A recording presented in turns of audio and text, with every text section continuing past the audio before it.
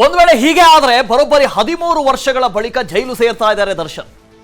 ಈ ಹಿಂದೆ ಪತ್ನಿ ಮೇಲೆ ಹಲ್ಲೆ ಕೇಸ್ನಲ್ಲಿ 2011ರಲ್ಲಿ ಎಲ್ರಿಗೂ ನೆನಪಿರುತ್ತೆ 2011ರಲ್ಲಿ ಏನಾಗಿತ್ತು ಅಂತ. ಆಗ ಜೈಲು ಸೇರಿದ್ರು ದರ್ಶನ್. ಬರೋಬ್ಬರಿ 14 ದಿನ ಸೆಂಟ್ರಲ್ ಜೈಲಿನಲ್ಲೇ ದರ್ಶನ್ ಇದ್ರು.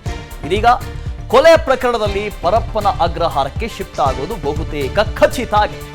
ಗೊತ್ತಿಲ್ಲ ಯಾಕೆ ಅಂದ್ರೆ ಹೇಳ್ತೀನಿ ಕೇಳಿ. ಈ ಇಡೀ ಪ್ರಕರಣದಲ್ಲಿ ಸಾಕ್ಷ್ಯಗಳು ಬಹಳ ಬಹಳ ಬಹಳ ಇಂಪಾರ್ಟೆಂಟ್. ಇಲ್ಲಿ ಅನೇಕ ಪ್ರಕರಣಗಳಿದಾವೆ. 120B ಕ್ರಿಮಿನಲ್ ಕಾನ್ಸ್ಪಿರಸಿ FIR ನಲ್ಲಿ ಇಲ್ಲದೆ ಇರಬಹುದು, ಚಾರ್ಜ್ ಶೀಟ್ ನಲ್ಲಿ ಇರುತ್ತೆ. 120B criminal conspiracy, 146, 147, 148, read with 149 ಇದೆಲ್ಲಾನು ಅನ್ಲಾಫುಲ್ ಆಗಿ ಒಂದ್ ಕಡೆ ಸೇರೋದು, ಸಮಾನವಾದ ಮನಸ್ಥಿತಿಯನ್ನು ಹೊಂದಿ ಸೇರೋದು. 365 ಕೊಲೆಯ ಉದ್ದೇಶದಿಂದ ಒಬ್ಬರನ್ನ ಕಿಡ್ನಾಪ್ ಮಾಡೋದು. 365, 302 ಕೊಲೆ ಪ್ರಕರಣ, 201 ಸಾಕ್ಷ್ಯ ಸಂಗ್ರಹ, ಸಾಕ್ಷ್ಯವನ್ನ ನಾಶ ಮಾಡದಂತಹ ಪ್ರಕರಣ. ಇಷ್ಟೂ ಪ್ರಕರಣಗಳಿದ್ದಾವೆ. ಇಷ್ಟೂ ಪ್ರಕರಣವನ್ನ ನ್ಯಾಯಾಧೀಶರ ಮುಂದೆ ಹೋಗಿ ಎಸ್ಟಾಬ್ಲಿಷ್ ಮಾಡಬೇಕು. ಇದರ ಮೋಟಿವ್ ಅನ್ನ ಎಸ್ಟಾಬ್ಲಿಷ್ ಮಾಡಬೇಕು.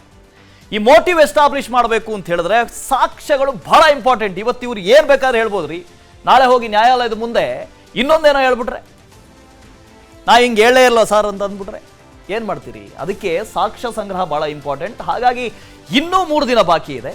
ಈ 3 ದಿನದಲ್ಲಾದ್ರೂ ನಾವು ಇನ್ನೇನಾದ್ರೂ ಸಿಗಬಹುದಾ ಅಂತ ಯೋಚನೆ ಮಾಡಬಹುದು ಪೊಲೀಸರು. ದರ್ಶನ್ ಆ್ಯಂಡ್ ಗ್ಯಾಂಗ್ನಿಂದ ರೇಣುಕಾಸ್ವಾಮಿ ಕೊಲೆ ಪ್ರಕರಣಕ್ಕೆ ಸಂಬಂಧಪಟ್ಟ ಹಾಗೆ ಆರೋಪಿಗಳ ಭೇಟಿಗೆ ಠಾಣೆಗೆ ಆಗಮಿಸಿದ್ದಾರೆ ಇಬ್ಬರು ವಕೀಲರು. ಡಿಫೆನ್ಸ್ ದರ್ಶನ್ ಪರವಾದ ವಕೀಲರಾದ ರಂಗನಾಥ್ ರೆಡ್ಡಿ, ಅನಿಲ್ ಬಾಬು ಇಬ್ಬರು ವಕೀಲರು ಆಗಮಿಸಿದ್ದಾರೆ.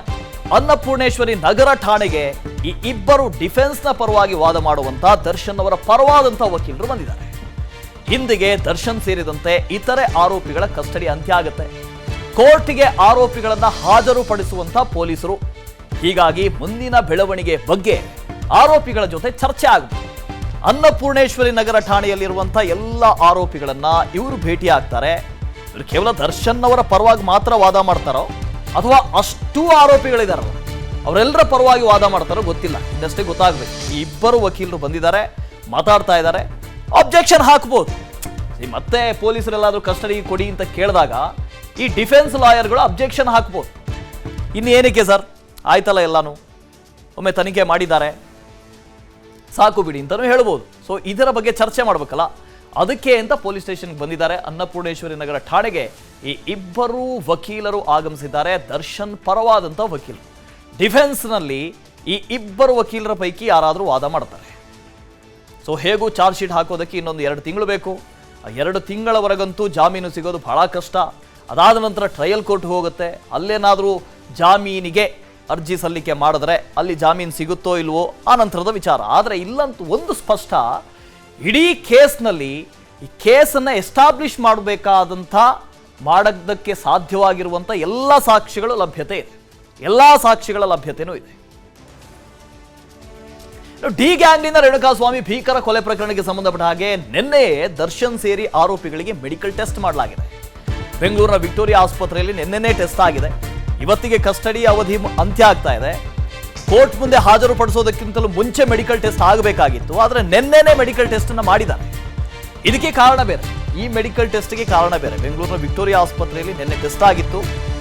DNA ಪರೀಕ್ಷೆಗಾಗಿ ರಕ್ತ ಕೂದಲಿನ ಮಾದರಿಯನ್ನ ಸಂಗ್ರಹ ಮಾಡಿದ್ದಾರೆ. DNA ಪರೀಕ್ಷೆಗೆ ಎಲ್ಲ ಆರೋಪಿಗಳ ರಕ್ತ ಕೂದಲಿನ ಮಾದರಿಯನ್ನ ಸಂಗ್ರಹ ಮಾಡಲಾಗಿದೆ. DNA ಟೆಸ್ಟ್ಗೆ ಸ್ಯಾಂಪಲ್ಸ್ ಅದರ್ವೈಸ್ ನಮ್ಗೆ ಅಲ್ಲಿವರೆಗೂ ಏನು ಅಂತ ಗೊತ್ತಿಲ್ಲ. ಅದು ಮೋಸ್ಟ್ ಪ್ರಾಬಬ್ಲಿ ಇನ್ವೆಸ್ಟಿಗೇಷನ್ಸ್ ಕಂಪ್ಲೀಟ್ ಆಗಿರೋದ್ರಿಂದ ಅವಶ್ಯಕತೆ ಇಲ್ಲ ಅನ್ಕೊಳ್ತೀವಿ. ನೋಡೋಣ ಮಧ್ಯಾಹ್ನ ಏನ್ ಮಾಡ್ತಾರೆ ನೋಡೋಣ. ಸರ್ ಬೇಲ್ ಅಪ್ಲಿಕೇಶನ್ ಏನಾದ್ರು ಇಲ್ಲ, ಬೇಲ್ ಅಪ್ಲಿಕೇಶನ್ಸ್ ಇವತ್ತು ಏನೋ ರಿಮೈಂಡ್ ಅಪ್ಲಿಕೇಶನ್ಸ್ ಆಗ್ತಾರೋ ಇಲ್ಲ ಏನು ಜುಡಿಷಿಯಲ್ ಕಸ್ಟಡಿಗೆ ಹೋದಂತ ನಂತರ ಅಟ್ಲೀಸ್ಟ್ ಒನ್ ವೀಕ್ ಟೈಮ್ ತಗೊಂಡು ಏನ್ ಮಾಡಬೇಕು ಅಂತ ಡಿಸ್ಕಸ್ ಮಾಡಿ definitely in the future course of the time bale application move ಮಾಡ್ತೀವಿ. ಇಲ್ಲ ಇವತ್ತಿಲ್ಲ, 1 ವೀಕ್ ಟೈಮ್ ಆಗುತ್ತೆ. ವಿಲ್ ಟೇಕ್ ಟೈಮ್ ತಗೊಂಡು ನಾವು ನಮ್ಮ ಸಹಪಾಠಿಗಳೆಲ್ಲ ಇದ್ದಾರೆ, ರಂಗನಾಥ್ ನಾವೆಲ್ಲ ಕೂತ್ಕೊಂಡು ಒಂದು ಚರ್ಚೆ ಮಾಡಿ ಯಾರು ಬೇಕು ನೆಸೆಸಿಟಿ ಇತ್ತು ಅಂದ್ರೆ ಯಾರನ್ನ ಆಯ್ಕೆ ಮಾಡ್ಬೋದು ಇಲ್ಲ ನಾವು ಮಾಡ್ಬೋದು ಒಂದು ಚರ್ಚೆ ಮಾಡಿ ಡೆಫಿನೆಟ್ಲಿ 1 ವಾರ 2 ವಾರದಲ್ಲಿ ನಾವು ಮಾಡ್ತೀವಿ. ಸರ್ ಈಗ ದರ್ಶನ್ ಅವರು ಏನಾದ್ರು ಚರ್ಚೆ ಮಾಡಿದ್ರು ಸರ್? ಇಲ್ಲ ಬೇಲ್ ಸಂಬಂಧಪಟ್ಟ ನಾವು ಹೇಳಿದೀವಿ ಮೂವ್ ಮಾಡ್ತೀವಿ, ಓಕೆ ಇರಿ ನೀವು ಅಂತ ಹೇಳಿ ಎಲ್ಲ ಮಾತುಕತೆ ಮಾಡ್ಬಿಟ್ಟು ಬಂದಿದ್ದೀವಿ. ಏನ್ ಹೇಳಿ ಸರ್, ಆರೋಗ್ಯ ಎಲ್ಲ ಹೇಗಿದೆ? ಆರೋಗ್ಯ ಎಲ್ಲ ಚೆನ್ನಾಗಿದೆ, ಏನ್ ಪ್ರಾಬ್ಲಮ್ ಇಲ್ಲ, ಆರೋಗ್ಯ ಎಲ್ಲ ಚೆನ್ನಾಗಿದೆ.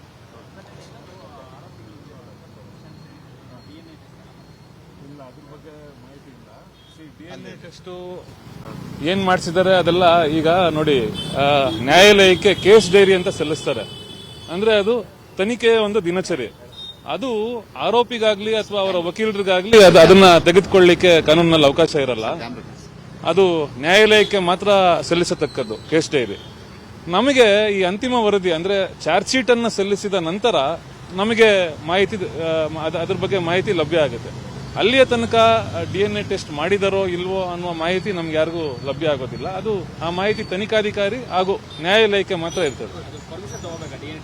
ಖಂಡಿತ ಖಂಡಿತ ಖಂಡಿತ ಸರ್ವೋಚ್ಚ ನ್ಯಾಯಾಲಯದ ಆದೇಶಗಳ ಪ್ರಕಾರ DNA ಪರೀಕ್ಷೆಯನ್ನ ಮಾಡಿಸಲಿಕ್ಕೆ ಮ್ಯಾಜಿಸ್ಟ್ರೇಟ್ ನ್ಯಾಯಾಲಯದ ಅನುಮತಿಯನ್ನ ಪಡೆದೇ ಮುಂದುವರಿಯತಕ್ಕದ್ದು ಅನ್ನುವ ಒಂದು ಆದೇಶ ಏನು ಸರ್ವೋಚ್ಚ ನ್ಯಾಯಾಲಯದ ಆದೇಶ ಇದೆ, ಅದರ ಅನುಸಾರ ಮಾಡಬೇಕಾಗ್ತದೆ.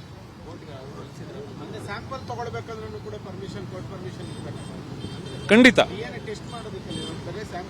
ಖಂಡಿತ ಖಂಡಿತ ಸ್ಯಾಂಪಲ್ ತಗೊಳ್ಳಿಕ್ಕೆ ನ್ಯಾಯಾಲಯದ ಅನುಮತಿ ತೆಗೆದುಕೊಂಡೇ ಮಾಡಬೇಕಾಗ್ತದೆ. ಆದ್ರಿಂದ ಅದು ಆ DNA ಟೆಸ್ಟ್ ಮಾಡಿದರೋ ಇಲ್ವೋ ಅಂತ ನಮಗೆ ಈಗ ಯಾವುದೇ ಮಾಹಿತಿ ಈಗ ಕಂಡು ಬರ್ತಿಲ್ಲ ಸದ್ಯಕ್ಕೆ. ಒಂದ್ ಕಡೆಯಿಂದ ನೀವು DNA ಟೆಸ್ಟ್ ಮಾಡ್ತಿರೋ, ಮಂಪರು ಪರೀಕ್ಷೆ ಮಾಡ್ತಿರೋ, ಈ ತರದ ಪರೀಕ್ಷೆ ಮಾಡಬೇಕು ಅಂತ ಹೇಳಿದ್ರೆ ಮ್ಯಾಜಿಸ್ಟ್ರೇಟ್ ಅನುಮತಿ ಬೇಕಿದೆ. ಮ್ಯಾಜಿಸ್ಟ್ರೇಟ್ ಮುಂದೆ ಪೊಲೀಸರು ಹೋಗಬೇಕು, ಅಪ್ಲಿಕೇಶನ್ ಹಾಕಬೇಕು, ಹ್ಞೂ ಅಂತ ಹೇಳಬೇಕು, ಆಮೇಲೆ ಮಾಡಬೇಕು.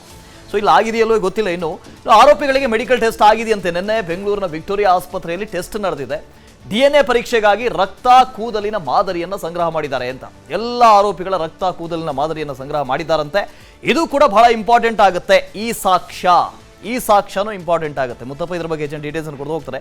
ಲೈವ್ ನಲ್ಲಿದ್ದಾರೆ ಮುತ್ತಪ್ಪ, ಗುಡ್ ಮಾರ್ನಿಂಗ್. ಈ ರಕ್ತದ ಮಾದರಿ, ಕೂದಲಿನ ಮಾದರಿ, DNA ಪರೀಕ್ಷೆ. ಈ DNA ಪರೀಕ್ಷೆಗೆ ಹೋಗಬೇಕು ಅಂದ್ರೆ ಕೋರ್ಟ್ನಿಂದ ಅನುಮತಿ ಪಡಿಬೇಕು. ಈ ಹಿಂದೆ ಎಲ್ಲಾದರೂ ಅನುಮತಿ ಪಡೆದಿದ್ದಾರಾ? ಈ ಹಿಂದೆ ರಿಮಾಂಡ್ ಅಪ್ಲಿಕೇಶನ್ ಸಲ್ಲಿಕೆ ಮಾಡುವಂಥ ಸಂದರ್ಭದಲ್ಲಿ ಹೀಗೆ ನಾವು ಟೆಸ್ಟ್ ಮಾಡ್ತೀವಿ ಅಂತ ಏನಾದರೂ ಮ್ಯಾಜಿಸ್ಟ್ರೇಟ್ ಗಮನಕ್ಕೆ ತಂದಿದ್ದಾರೆ? ಒಂದನೇದು.